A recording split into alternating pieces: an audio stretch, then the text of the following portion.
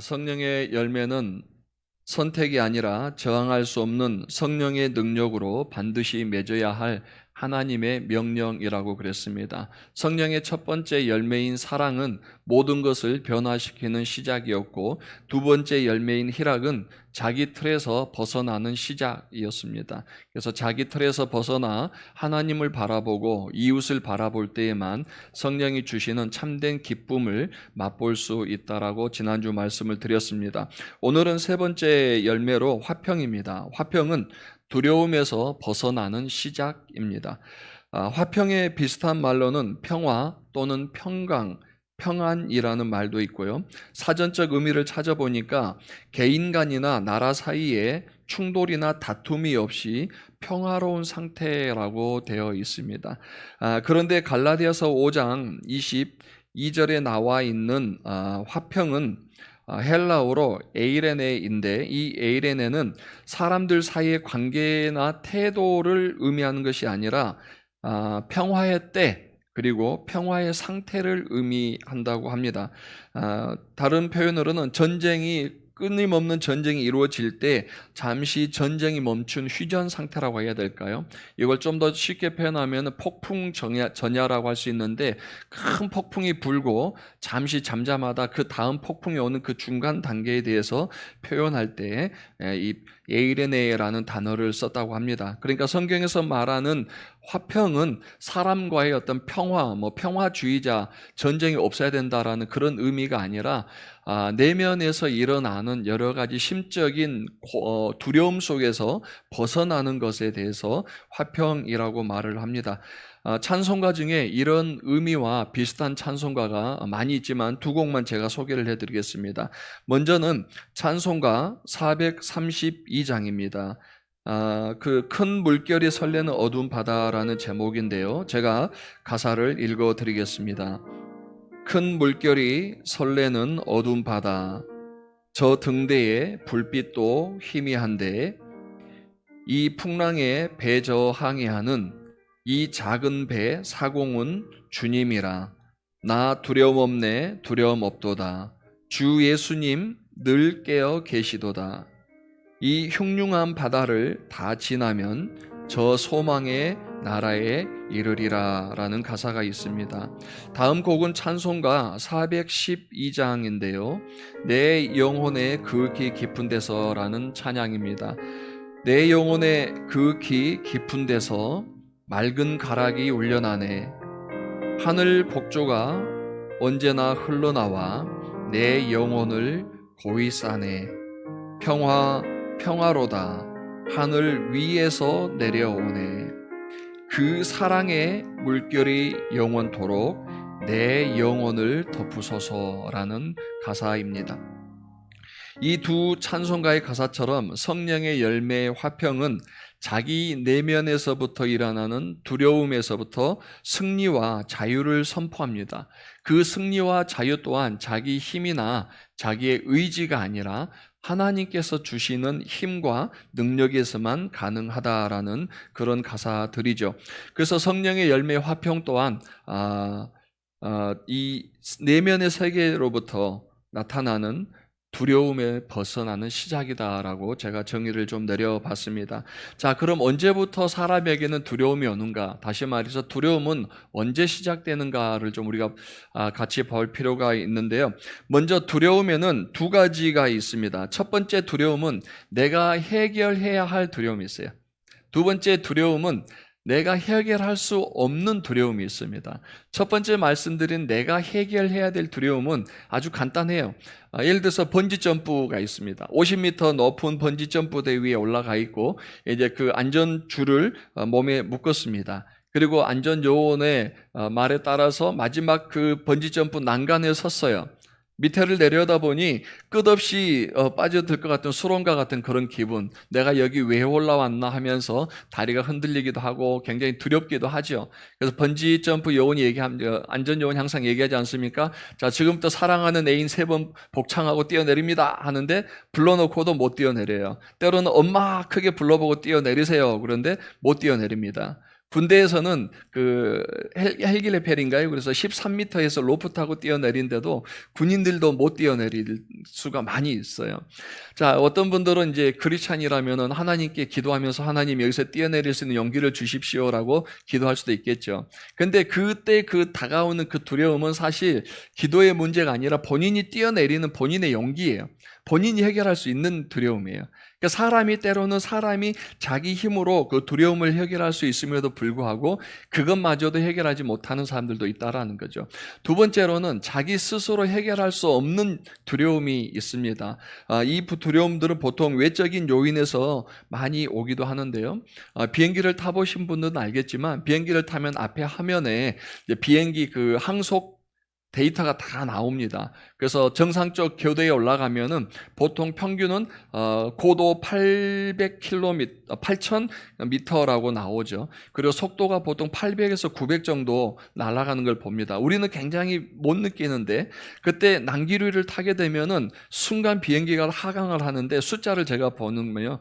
뭐 1초에 몇백 미터 떨어지는 거는 시간 문제예요. 그냥 쫙 떨어진 거 볼 때 정말 두려움이 있지 않습니까? 또 비행기가 좌우로 흔들릴 때 이때의 두려움은 우리가 해결할 수 없는 두려움이에요. 사실은 비행기가 안정적인 다시 고도로 올라갈 때에만 가능한 두려움이기 때문에 내가 해결할 수 없는 두려움들이 있다라는 거죠. 예수님의 제자들도 배를 타고 갈릴리를 건너갈 때에 큰 광풍을 만났습니다. 파도가 배를 삼킬 것처럼 덮칠 때에 그곳에는 베테랑 어부 베드로도 있었죠. 그러나 베드로도 그 문제를 해결할 수 없어서 굉장한 두려움을 엄습했던 그런 상황들도 있습니다. 올해 코로나19 바이러스와 또 여름의 기록적인 폭우, 긴 시간의 폭우로 인해서 온 나라가 힘들어하고 있습니다. 기상 관측 이래 가장 많은 폭우가 내렸다고 하기도 하고 52일인가요? 가장 긴 장마였다라고 얘기를 합니다.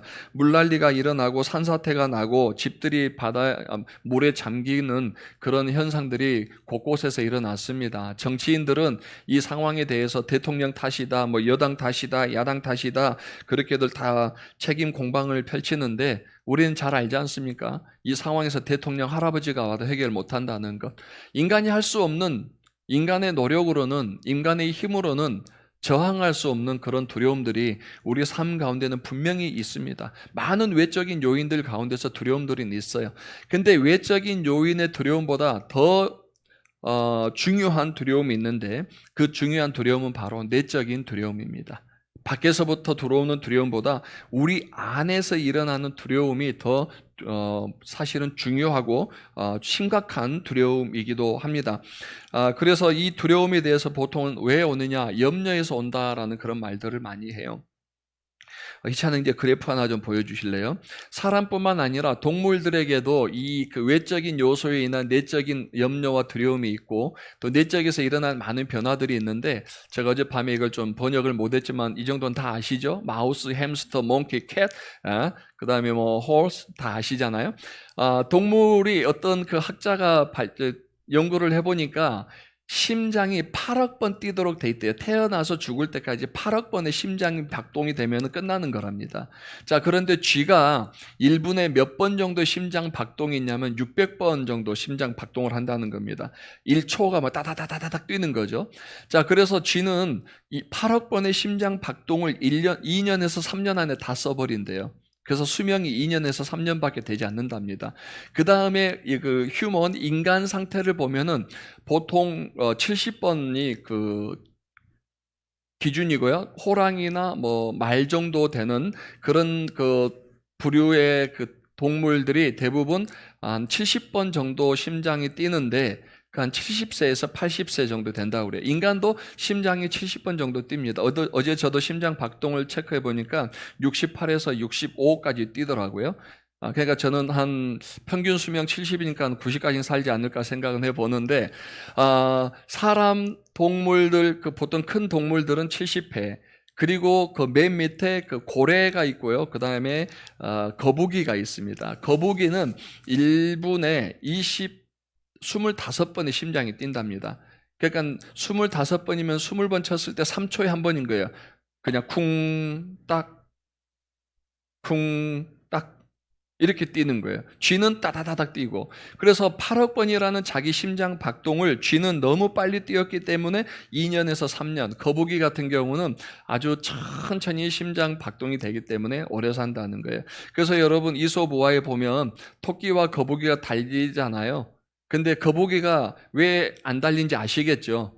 굳이 토끼한테 이기려고 열심히 뛰면 심장만 빨리 뛰는 거고, 심장이 빨리 뛰면 빨리 죽거든요. 토끼한테 이겨서 뭐 하겠어요? 좋은 세상 좀 더 여유 있게 살면 되죠. 그러니까 거북이는 안 뛰는 거고, 토끼는 모르니까 이기려고 죽으라고 뛰는 거죠. 그래서 사람도 마찬가지지만 우리가 살아가면서 때로는 그 운동할 때 뛰는 심장 박동이 있잖아요. 근데 다르대요. 마음속의 염려와 두려움에 인한 심장 박동과 즐거움으로 인해서 뛰는 심장 박동은 다르답니다. 그러니까 우리가 운동하고 뛰는 좀 심장이 호흡이 빨라지는 것은 오히려 더 건강한 호흡인데, 마음속의 두려움 때문에 내 심장이 빨리 뛸 때는 건강에도 좋지 않다라는 그런 그 학자의 이야기를 제가 본 적이 있습니다. 이처럼 사람이나 짐승이나 외적인 요인보다는 내적인 요인에서 이루어지는 염려와 두려움으로 인한 그 공포, 또한 그 삶의 균형이 무너지는 형상들을 볼 수 있는데, 그래서 우리에게 필요한 것은 성령의 열매 화평이에요. 세상이 주는 평화는 언제든지 깨어질 수 있어요. 지난주도 기쁨은 언제든지 깨질 수 있고 잃어버릴 수 있다고 했지만, 성령이 주는 그 화평, 평안만은 깨지지 않고 우리에게 항상 우리의 중심을, 삶의 중심과 신앙의 중심을 살아가게 하는 겁니다. 희락, 즉 기쁨의 상태와 그 대상에 대해서 우리가 문제라고 지난주 말씀을 나눴죠. 어떤 상황에서든지 내가 기뻐할 수 있는 그런 상황. 두 번째로는 그 기쁨의 대상이 내가 아니라 하나님일 때에만 우리가 기쁨을 잃지 않다라고 말씀드렸던 것처럼, 이 화평 에이레네 또한 마찬가지입니다. 이 에이레네라는 것도 화평의 때, 그 다음에 화평의 상태를 말하는 거예요. 우리가 언제 평안하냐, 언제 마음에 기쁨이 있느냐, 항상이라는 거죠. 그리고 화평의 그 상태, 그리고 어떤 상황에서든지 우리가 두려워하지 않고 그 마음의 평정을 가지고 평안함을 가져갈 수 있는 상태에 대해서 성경이 이야기를 하고 있는 겁니다. 이런 화평도 사실은 그 평화의 또한 그 상태가 굉장히 중요하다는 것을 좀 생각해 보시면서, 방금 전 말씀드린 것처럼 사람이 같은 상황에 있으면서도 어떤 사람은 그 상황에 있어서 굉장히 빨리 심장이 박동하는 그런 사람들이 있고, 오히려 더 여유 있게 느끼는 그런 사람들이 있습니다. 그 핵심은 뭐냐 하면은 바로 상황에 영향을 받지 않고 그 중심에 대한 하나님의 신뢰에 있다라는 것을 우리가 기억을 할 수 있습니다. 인간에게 있어서 가장 큰 두려움, 극한 고통이 뭘까라고 생각을 해봤는데, 여러분 어떻게 생각하시는지 모르겠어요. 나에게 있어서 내가 가장 살아오면서 큰 두려움을 느꼈던 적은 언제인가? 1995년 1월 달부터 상영됐던 아주 유명한 그 드라마가 있지요. 최민수, 고현정 씨 주연의 모래시계. 굉장히 담대하게 정부의 정권과 맞서서 싸우고, 결국은 최민수 씨가 이제 붙잡혀서 자기 친구 검사가 박상원 씨였는데, 이제 박상원 씨가 친구에게 이제 사형 선고를 내리는 그런 과정이 나옵니다.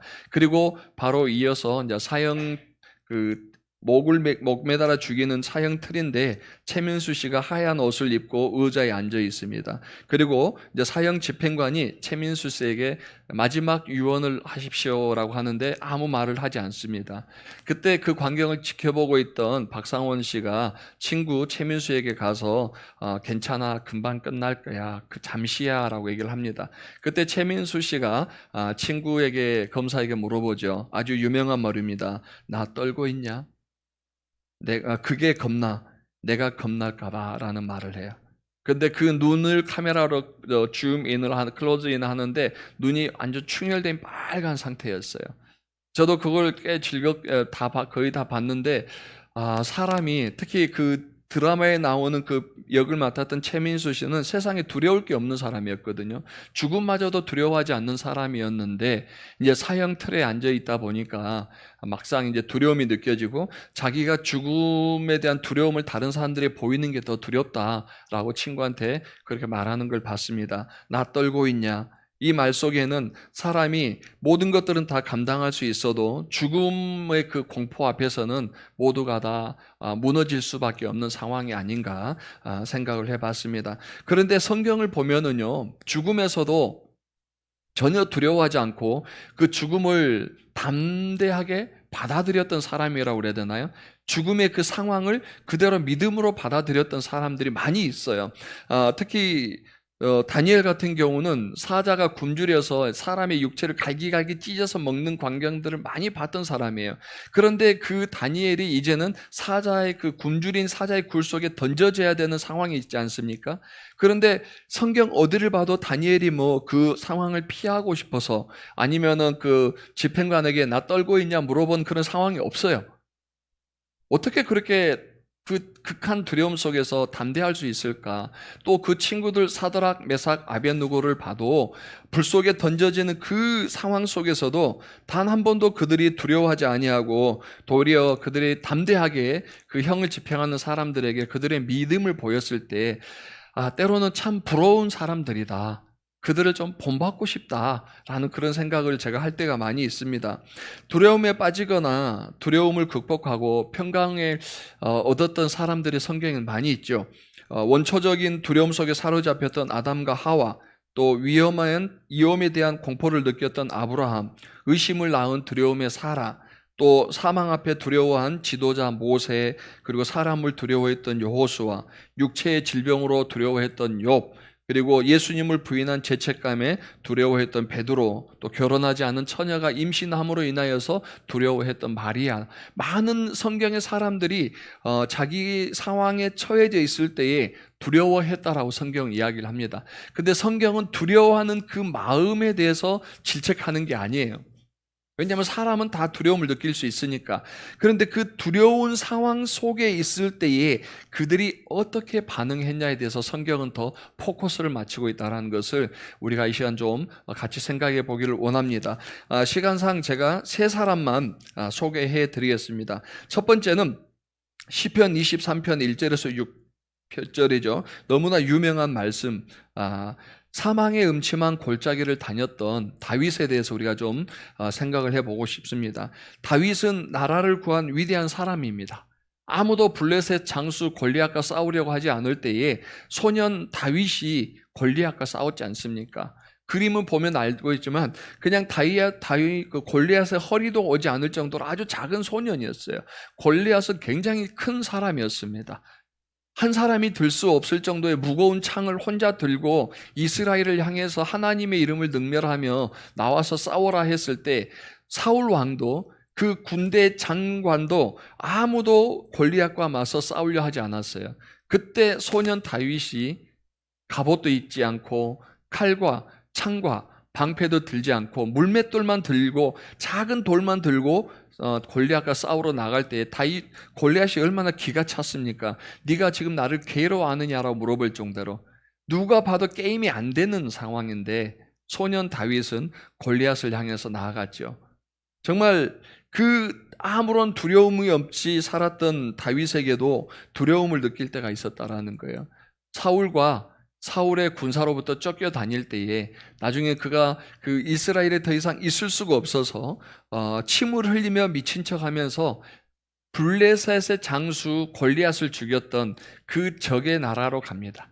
사람들이 미친 다윗이라고 조롱할 정도로 정말 그 비웃음을 사면서도 살고 싶어서 적의 나라에서 침을 흘리며 살았던 그 다윗의 여러분 마음, 거대한 골리앗 앞에서도 전혀 두려워하지 않았던 다윗이 스스로 미친 척하며 적의 나라에 들어갔던 상황을 볼 때 다윗에게 얼마나 큰 두려움이 있었을까라는 것을 우리는 짐작해 볼 수 있죠. 그런데 다윗이 위대한 고백을 하지 않습니까? 내가 사망의 음침한 골짜기를 다닐지라도 해를 두려워하지 않을 것은 왜요? 주께서 나와 함께 하시기 때문이다. 두려움은 누구나 느낄 수 있지만 다윗에게 있어서 그 두려움이 그러나 자기의 마음까지도 자기의 믿음까지도 흔들리지 할 수 없게 했다라는 것은 뭐냐면 하나님이 나와 함께 하시기 때문에 주께서 나와 함께 하심이라. 그래서 나는 사망의 음침한 골짜기를 다닐지라도 비록 두렵지만 두렵지 않다라는 그런 고백을 했던 것을 보게 됩니다. 다윗이 사망의 음침한 골짜기로 다니면서 죽음에 대해 두려워하지 않았던 것은 주님이 함께 하심에 대한 신뢰였습니다. 두 번째로 요한복음 20장 19절에서 22절을 보면은 부활하신 주님을 만난 제자들에 대해서 나옵니다. 오늘날로 표현하면 믿음에 실패한 사람들이라고 할 수도 있고 인생에 실패한 사람들이라고 할 수 있습니다. 예수님께서 사람들의 손에 붙잡혀 십자가에 달려 돌아가시고 3일 만에 다시 살아나야 하시겠다라고 한 번이 아니라 3번이나 말씀을 하셨어요. 특별히 예수님께서 십자가에 못 박혀 돌아가시기 그 전날 밤에는 제자들을 불러놓고 같이 만찬을 나누고 그들의 발을 씻겨주면서 이제 내가 사람들의 손에 붙잡혀서 십자가에 죽고 3일 만에 다시 살아날 거야 라고 말씀을 하셨어요. 그럼에도 제자들은 절대 그런 일은 없을 거라고 얘기를 했습니다. 아무도 예수님의 말에 신중하게 생각하지 않았어요. 도리어 베드로는 우리가 죽으면 죽었지 주님은 부인할 수 없습니다라고 큰 소리 쳤던 호언장담했던 그런 베드로였습니다. 그런데 베드로의 그 자신감이 완전히 무너져 버렸어요. 자기 인생에 있어서 철저한 패배감을 느끼는 상황이 돌아왔습니다. 예수님께서 말씀하신 대로 제자들 앞에서 예수님은 로마 군인들에게 잡혀갔습니다. 죽어도 부인하지 않겠다라는 제자들은 살기 위해서 뿔뿔이 흩어져 버렸어요. 그리고 예수님께서 십자가에 못 박히신 이후에 마가의 다락방에 모여서 문을 잠가놓고 두려움 속에서 모여 있었습니다. 예수님을 믿는 제자들을 찾아다니는 소리들, 군중들, 또한 로마 군인들이 그 창과 칼을 들고 뛰어다닐 때 찰랑찰랑 거리는 그 소리들을 들으면서 마가의 다락방에서 얼마나 두려웠겠습니까? 누군가 밑에서 문을 두드리면은 혹시 로마 군인들이 찾아오지 않았나 싶어서 얼마나 두려웠겠습니까? 그런데 그 두려움에 엄습해 있고 두려움 속에 다락방에 숨어 있는 제자들을 향해서 예수님이 오시죠. 이날 곧 안식구 첫날 저녁 때에 제자들이 유대인들을 두려워하여 모인 곳의 문을 닫았더니 예수께서 오사 가운데 서서 이르시되 너희에게 평강이 있을지어다. 이 말씀을 하시고 손과 옆구리를 보이시니 제자들이 주를 보고 기뻐했다. 두려움 속에 있던 제자들이 예수님이 평강이 있을지어다 말씀하시고 돌아오신 예수님을 보는 순간 제자들에게 두려움이 사라지고 기뻐했다라는 거예요. 그러면서 예수께서 또 이르시되 너희에게 평강이 있을지어다. 아버지께서 나를 보내신 것 같이 나도 너희를 보내노라 라고 다시 한번 말씀하죠. 두려움 속에 있는 제자들에게 지금 필요한 것은 그리스도께서 주시는 평강이었어요. 근데 이 평강은 그냥 말로만 주신 평강이 아니라 다음 절요 22절에 보시면 이 말씀을 하시고 그들을 향하여 숨을 내쉬며 이르시되 성령을 받으라 그랬어요. 그냥 너희에게 평강이 있을지어다가 아니라 내가 너에게 주는 이 성령을 받을 때에만 너희에게 평강이 있을지어다라고 말씀하는 거예요. 우리에게 오는 평안, 우리 내적인 두려움 속에서 오는 평안은 우리가 해결할 수 있는 것이 아니라 오직 하나님께서 우리에게 주시는 그 성령의 열매라는 것을 다시 한번 주님께서 이렇게 말씀해 주고 계십니다. 너희에게 평강이 있을지어다. 아멘. 사랑하는 우리 성도님들, 지금 삶에 두려움이 있고 어렵고 또 여러 가지 실패로 인해서 괴로워하신다면은 그 괴로움 속에서 주님의 음성을 들으십시오. 너희에게 평강이 있을지어다. 아울러 하나님께서 우리에게 주시는 그 성령을 선물로 받으신 분이라면 우리 안에 있는 성령으로 말미암아 평강을 회복하시기를 주님의 이름으로 축원해 드립니다. 세 번째, 사도행전 27장 11절에서 25절 말씀을 보면 유라굴라 광풍을 만났던 바울이 나옵니다. 바울은 죄수의 몸으로 포박을 당한 채 방송실 자막 따라오세요. 바울은 죄수의 몸으로 포박을 당한 채 배를 타고 로마로 이송되었습니다. 로마에 도착하기 전 유라굴로라는 큰 광풍을 만나게 되죠. 18절에 보면은 광풍으로 심히 애쓰다가 두 번째 날 사공들이 그들이 가지고 있던 짐을 바다에 다 풀어버렸다고 그랬어요. 그리고 3일째 되는 날에는 배의 기구들, 그 배에 뭐 어떤 그 구명보트라든지 그런 모든 기구들을 다 버렸다라고 나옵니다. 그리고 여러 날 동안 해도 별도 보이지 않았다라고 얘기하면서 구원의 여망마저 없어졌다라고 하는, 더 이상 살 소망이 없어졌다라는 거예요. 모든 것들을 다 해봤지만 이제 큰 광풍 속에서 도저히 자기들이 할 수 있는 아무것도 없을 때에 사도 바울이 사도행전 27장 22절에서 그들에게 이렇게 얘기합니다. 내가 너희를 권하노니 이제는 안심하라. 너희 중 아무도 생명에는 아무런 손상이 없겠고 오직 배뿐이니라. 이 큰 풍랑이 불고 지금 너희들이 아무런 살 소망이 없다고 생각하지만 염려하지 말라는 거예요. 안심하라는 거예요. 이 배는 파손되겠지만 우리가 타고 있는 이 안에 있는 모든 사람은 한 사람도 생명에 대해서는 위협을 받지 않을 거다라고 그렇게 이야기를 합니다. 바울이 무슨 근거로, 그것도 호송 중에 줄에 묶여있는 죄수인 사람이 무슨 근거로 그 사람들을 안심하라 하고 아무도 죽지 않겠다라고 말할 수 있습니까? 바울은 그냥 자기의 체면이 아니었어요. 자기의 바람이 아니었어요. 그 바울에게는 분명한 근거가 있었습니다. 지금 우리는 교회를 삼킬 것 같은 거대한 사회적 분위기 속에 살아가고 있죠. 오늘도 이렇게 예배를 모여서 드리지 못하는 이 상황들 보면은 여러 학자들이 또 부정적인 이야기들을 꺼내기도 합니다. 최근에 어떤 그 집사님을 만났는데 뭐 우리 성서친내기 집사님은 아니고요. 본인이 하루에 3시간, 4시간 기도를 한답니다. 하나님 앞에 음성을 들었는데 한국 교회가 올 가을부터 겨울 안에 다 망하게 된다라고 얘기를 했다는 겁니다. 그래서 정광호 목사님을 선지자로 쓰셔서 저렇게 광야에서 외치는 자의 소리로 쓰시고 있다라고 하면서 정부에 대한 강력한 비판들을 하고 곧 중국이 무너지고 한국 교회도 무너지게끔 하나님께서 이미 계획하셨다라고 했습니다. 그래서 제가 그 집사님께 물어봤어요. 그러면 집사님은 이런 상황에서 한국 교회에서 무엇을 하고 계십니까? 그랬더니 아무런 답을 하지 못해요. 선지자는 분명히 심판의 메시지도 선포함과 동시에 회복의 메시지도 선포하는 게 선지자입니다. 그래서 집사님 더 이상 그 소리 하지 마세요라고 제가 좀 강력하게 좀 핀잔을 줬어요.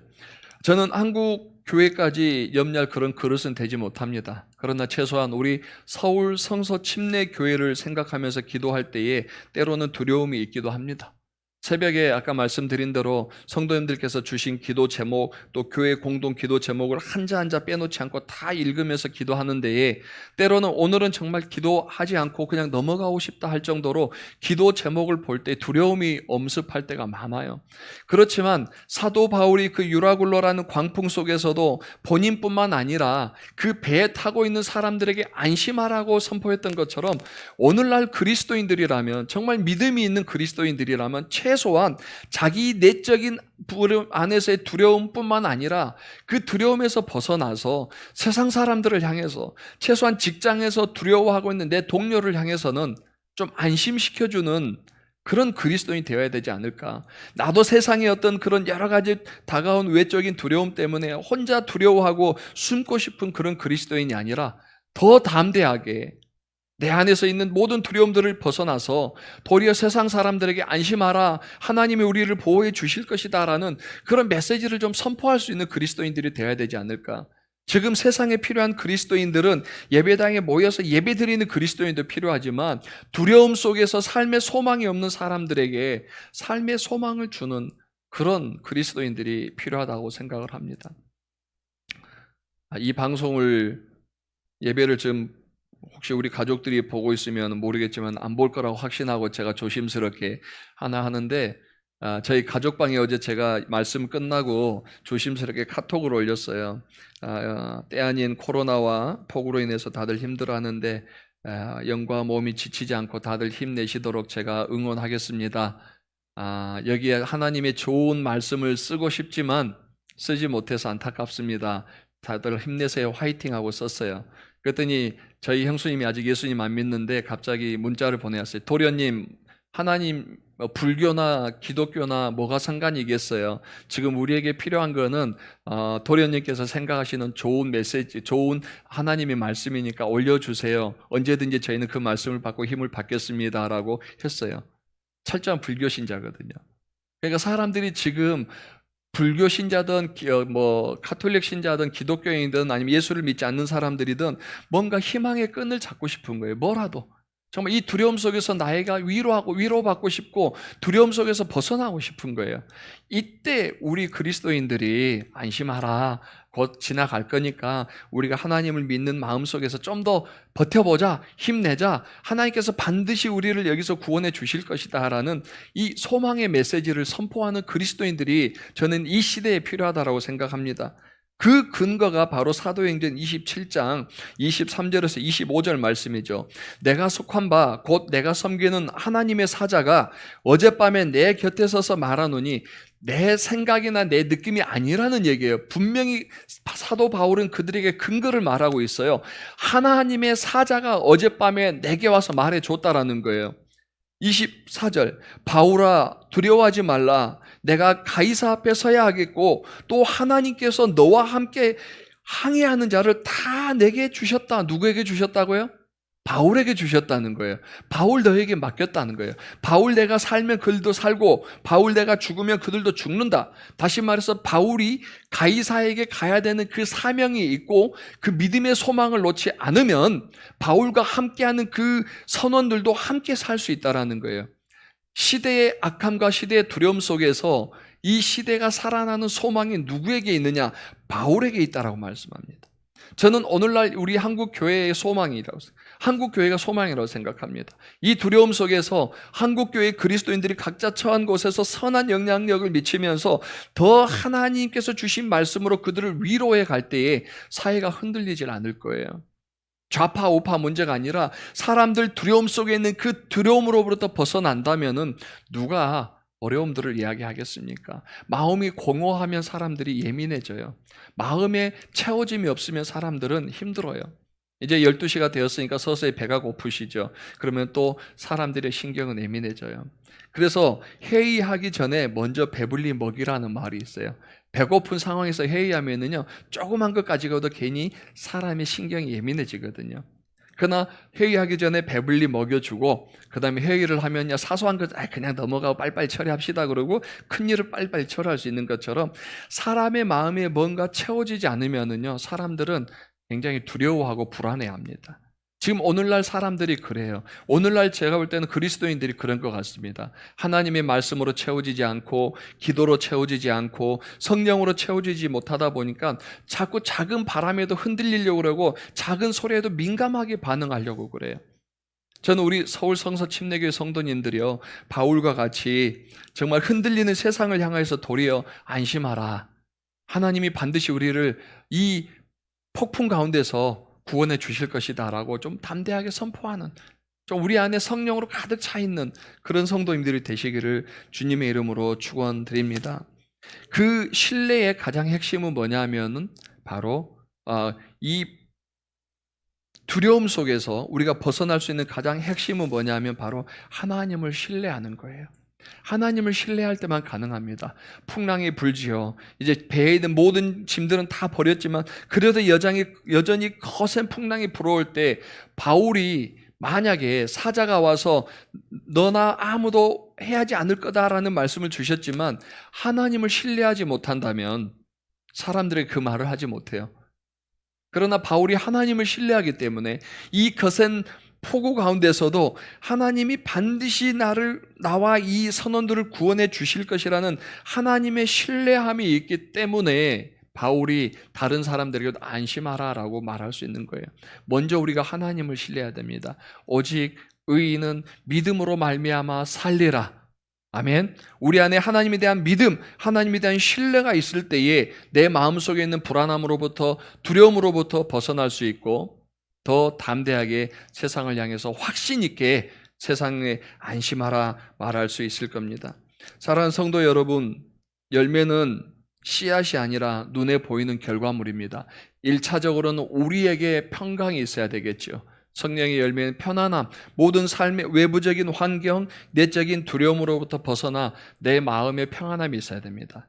그러나 성령의 열매는 씨앗이 아니라 바로 보이는 결과다. 이 말은 뭐냐 하면 나에게만 편안함이 있는 게 아니고 내가 다른 사람들에게 이 그리스도의 평강을 전달하는 거예요. 두려움 속에 인생의 실패 가운데 있는 제자들을 향하여서 주님께서 찾아가셔서 너희들에게 평강이 있을지어다 라고 말씀하신 것처럼 이제 우리가 그 성령의 열매 세 번째 평강, 평화, 화평을 우리 안에서 맺어간다면 나만의 평강이 아니라 우리가 속해 있는 사회에서 그들에게도 그리스도의 평강을 선포하시는 것이 온전한 성령의 열매입니다. 여러분 주위에 두려워하고 있는 분들 향해 바울과 같이 평강을 전하는 성령의 사람이 되시기를 주님의 이름으로 축원해 드립니다.